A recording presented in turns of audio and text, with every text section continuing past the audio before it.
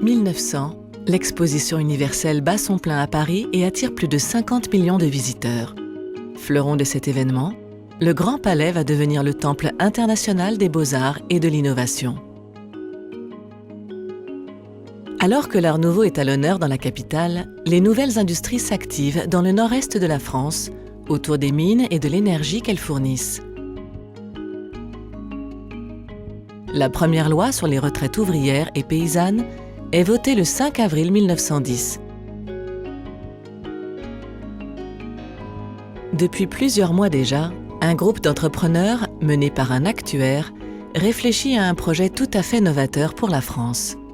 Le 6 avril 1910 sont déposés officiellement les statuts de la Compagnie française d'assurance populaire, première du genre dans le pays. L'idée des fondateurs pionniers est d'introduire l'assurance décès auprès des classes populaires françaises. Très vite, la compagnie propose aux chefs de famille une offre constituée de 4 contrats. Mais les agents producteurs peinent à convaincre les foyers d'ouvriers et d'employés. Les premières années sont difficiles. Début 1914, l'entreprise sollicite un professionnel, André Angot, qui connaît déjà bien l'assurance vie. Il entend procurer une protection aux familles modestes qui pouvaient se trouver totalement démunies en cas de disparition du père. Cette vision cimente les fondamentaux de Prévoir. Juste après la signature d'un important contrat groupe avec les blanchisseries de Taon, dans les Vosges, la Première Guerre mondiale éclate et l'activité de la compagnie va alors quasiment cesser. En 1923, André Angot imagine une méthode de vente originale, la coopération, fondée sur le parrainage. Le petit livre permet aux producteurs de persuader les ouvriers de s'assurer et de convaincre leur entourage d'en faire autant. Par cohérence avec ce devoir de solidarité, André Angot change la raison sociale de l'entreprise qui devient le devoir. Les années 30 marquent le début de la constitution d'un patrimoine immobilier parisien. Le portefeuille client connaît une forte augmentation au milieu des années 40. À la sortie de la Deuxième Guerre mondiale, l'économie est en plein essor. La reconstruction mobilise les ouvriers. Rue d'Aumale, la jeune équipe dirigeante, animée par Maurice Voyer, part à la conquête de foyers nouveaux, appuyée par un recrutement intensif de commerciaux. En 1951, Le Devoir lance dans les salles obscures sa première réclame sur la couverture des risques d'essai, tout en enrichissant les garanties de ses contrats. Tous, ouvriers, employés, sportifs, regardent la vie avec joie et confiance, sachant qu'en toutes circonstances, l'avenir de leur foyer est assuré.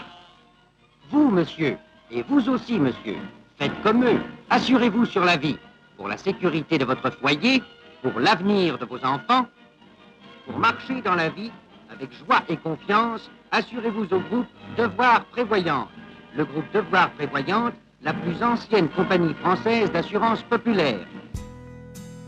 Au cours des 30 Glorieuses, la production progresse fortement et de nouveaux besoins émergent de la population. La compagnie reste fidèle à son cœur de métier, cimente ses acquis et sa solidité financière. L'indépendance du groupe est à ce prix. Actionnaires, assurés et collaborateurs se répartissent la rentabilité. Une juste redistribution, chère à André Angot, est toujours en vigueur aujourd'hui. En juillet 1975, René Delabrusse remplace Maurice Voyer et réaffirme les fondamentaux de l'entreprise. On mène vraiment notre affaire, en assureur que nous sommes, sans poids de personne. À partir de cette période, le groupe se modernise, se dote d'outils informatiques et lance une nouvelle campagne de publicité avec comme symbole l'arc-en-ciel. En 1986, sous l'impulsion de son nouveau président, Bertrand Voyer, des dynamiques inédites s'organisent. Les salariés sont mobilisés autour de projets d'entreprise et le groupe se lance à la conquête de l'international. Il ouvre une première succursale au Portugal en 1996, une deuxième en Pologne en 2000. Puis le groupe consolide fin 2005 des liens établis depuis plusieurs années avec le Vietnam en inaugurant une filiale à Hanoï. En France, le groupe Prévoir élargit sa gamme aux cibles des seniors et des travailleurs non salariés. Il consolide son cœur de métier tout en développant des activités complémentaires.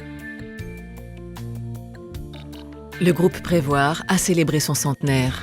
Au Grand Palais justement, sa mission est toujours d'actualité.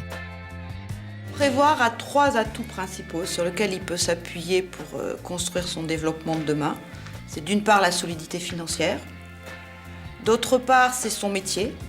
Le groupe Prévoir est un groupe d'assurance de personnes, c'est-à-dire qu'il apporte de la protection et de la sécurité à ses clients. Et ce besoin et cette demande de protection et de sécurité, qui était vrai il y a un siècle, je pense, est toujours vrai, voire peut-être plus vrai aujourd'hui et demain. L'avenir des compagnies d'assurance de personnes appartient à celles qui développeront une offre de produits et de services inspirée par la nécessité d'apporter de la valeur ajoutée à leurs clients.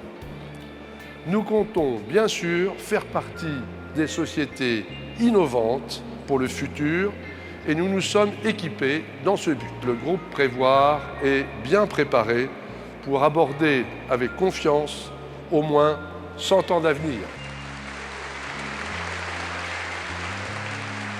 Prévoir a aujourd'hui 100 ans, son histoire humaine continue.